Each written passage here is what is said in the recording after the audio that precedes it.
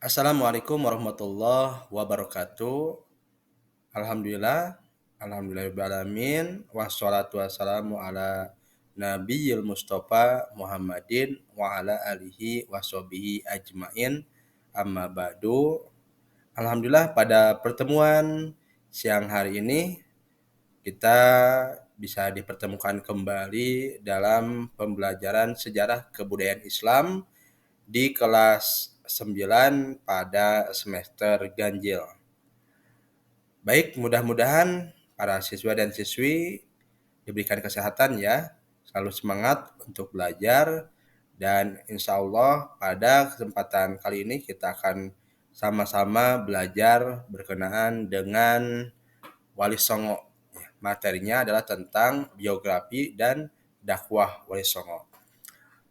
Baik, sebelum memulai pembelajaran, mari kita awali pembelajaran kali ini dengan berdoa, membaca basmalah secara bersama-sama. Bismillahirrahmanirrahim. Alhamdulillah, mudah-mudahan dengan diawali dengan membaca basmalah, kita mendapatkan ilmu yang bermanfaat ya. Amin ya robbal alamin.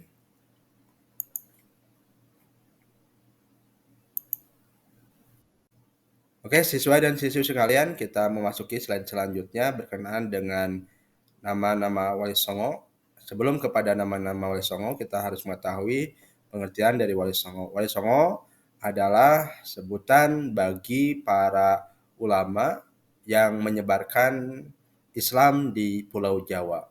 Wali artinya pembela atau pemimpin, sedangkan Songo artinya 9. Jadi Wali Songo adalah 9 pemimpin atau 9 ulama yang menyebarkan ajaran Islam di Pulau Jawa. Ada siapa saja di antara para Wali Songo tersebut? Ada Sunan Gresik yang pertama atau dikenal dengan Maulana Malik Ibrahim. Yang kedua ada Sunan Ampel atau nama aslinya Raden Rahmatullah. Yang ketiga ada Sunan Bonang, Maulana Makdum Ibrahim. Yang keempat ada Sunan Kalijaga, Raden Mas Syahid. Yang kelima ada Sunan Giri, Raden Ainul Yakin. Yang keenam ada Sunan Derajat, Raden Qasim. Yang ketujuh ada Sunan Kudus atau Raden Ja'far Shodiq. Dan yang kedelapan ada Sunan Muria, Raden Umar Said. Dan yang terakhir ada Sunan Gunung Jati atau Raden Syarif Hidayatullah. Nah, ke-9 sunan ini mereka menyebarkan ajaran Islam yaitu di Pulau Jawa, tepatnya pada abad kurang lebih ya, pada abad 14 Masehi. Dan untuk pertemuan kali ini hanya ada 3 Wali Songo yang akan kita pelajari di pertemuan ini. Kepada para siswa dan siswi, mohon untuk dipahami, dicatat bila ada yang penting ya. Mudah-mudahan bisa menjadikan ilmu yang bermanfaat bagi kita semua. Amin ya robbal alamin. Baik untuk selanjutnya kita akan mempelajari dulu tentang Sunan yang pertama atau wali yang pertama. Ada Sunan Gresik ya. Siapa itu Sunan Gresik? Sunan Gresik atau Maulana Malik Ibrahim ya. Maulana Malik Ibrahim, di sini sebagian rakyat malah menyebutnya sebagai kakek bantal ya. Diberikan julukan sebagai kakek bantal. Kok diberikan julukan kakek bantal ya? Di sini kenapa Sunan Gresik diberi julukan kakek bantal? Karena Sunan Gresik itu ketika mengajar dia suka menyimpan Al-Qur'annya di atas bantal ya, sehingga melihat daripada kebiasaan-kebiasaan beliau, murid-muridnya ini memberikan julukan agar teringat, agar dikenang ya Sunan Gresik tersebut sebagai ulama yang mengajarkan Islam. Ketika dia mengajarkan ajaran Islam, dia selalu menyimpan Al-Qur'an itu di atas bantal ya. Sehingga dia disebut dengan kakek bantal. Ataupun ada yang menafsirkan kenapa disebut kakek bantal, karena Sunan Gresik ini merupakan tokoh ulama yang ketika masyarakat punya keluh kesah, punya masalah, apapun hal itu, ketika masyarakat punya masalah, mereka mendatangi Sunan Gresik ya untuk meminta solusi atas permasalahan yang mereka punya gitu ya. Nah, sehingga Sunan Gresik ini disebut dengan kakek bantal.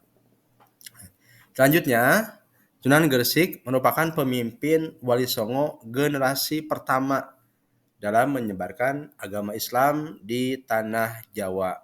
Ya, dia lahir kurang lebih pada ada yang menyebut abad 13 ya dan atau abad ke-14 ya. Ada juga yang menyebutkan kepada abad ke-12 ya. Cuman itu tidak diketahui dan Sunan Gresik ini penggantinya kelahirannya ada di Kasran, Iran dan meninggal pada tanggal 8 April tahun 1419 yaitu di Kabupaten Gresik. Selanjutnya untuk penggantinya ada Sunan Ampel ya untuk penerusnya nanti terus Cicit Sunan Kudus, Trenggono, Sunan Dalem, ada Jayeng Rono dan lainnya. Untuk anak yaitu ada Sunan Ampel dan Ali Murhada.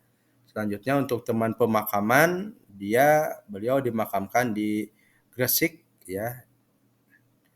Selanjutnya untuk nama lengkapnya itu ada Maulana Malik Ibrahim dan orang tua yaitu Syekh Jumadil Kubro. Oke, selanjutnya dakwah Sunan Gresik. Pertama-tama yang dilakukannya ialah mendekati masyarakat melalui pergaulan, budi bahasa yang ramah, sopan santun, senantiasa diperlihatkannya di dalam pergaulan sehari-hari. Ia tidak menentang secara tajam agama atau kepercayaan hidup dari penduduk asli, melainkan ia hanya memperlihatkan keindahan dan kebaikan yang dibawa oleh agama Islam. Berkat keramah tamahannya, banyak masyarakat yang tertarik masuk ke dalam agama Islam. Setelah berhasil memikat hati masyarakat sekitar, aktivitas selanjutnya yang dilakukan oleh Sunan Gresik atau Maulana Malik Ibrahim ialah berdagang. Ia berdagang di tempat pelabuhan terbuka yang sekarang dinamakan Desa Romo. Ya ini Manyar ya. Perdagangan membuatnya dapat berinteraksi dengan masyarakat banyak. Selain itu, ada juga para raja dan para bangsawan dapat pula turut serta dalam kegiatan perdagangan tersebut sebagai pelaku jual beli, pembeli kapal atau pemodal. Nah ini diantara dakwah Sunan Gresik. Beliau menyampaikan dakwahnya bilhal ya atau dengan cara kesehariannya, dengan cara kepribadiannya dan juga melalui perdagangan ya. Baik, kita selanjutnya. Oke, selanjutnya yaitu yang kedua adalah Sunan Ampel. Sunan Ampel atau yang dikenal dengan Ali Rahmatullah atau Raden Rahmat adalah seorang wali yang menyebarkan ajaran Islam di tanah Jawa. Ia lahir pada tahun 1401 di daerah Campa. Sunan Ampel adalah putra dari Syekh Ibrahim As-Samarkandi dengan Dewi Chandrawulan. Sunan Ampel juga merupakan keponakan dari Dyah Dwarati, istri Bre Kartabumi, Raja Majapahit. Pada tahun 1479, Sunan Ampel mendirikan Masjid Agung Demak dan yang menjadi penerus untuk melanjutkan perjuangan dakwah dia di kota Demak adalah Raden Zainal Abidin yang dikenal dengan Sunan Demak. Ya. Selanjutnya Sunan Ampel meninggal pada tahun 1481 Masehi. Kematiannya terjadi di Demak dan ini tapi butuh rujukan ya. Namun ia dimakamkan di kota Surabaya, Jawa Timur. Lokasi makamnya berada di Masjid Ampel.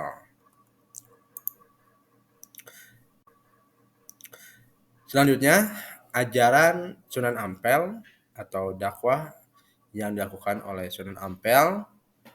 Sunan Ampel mengajarkan kepada masyarakat berkenaan dengan ajarannya yang dikenal dengan ajaran Moh Limo atau Molimo.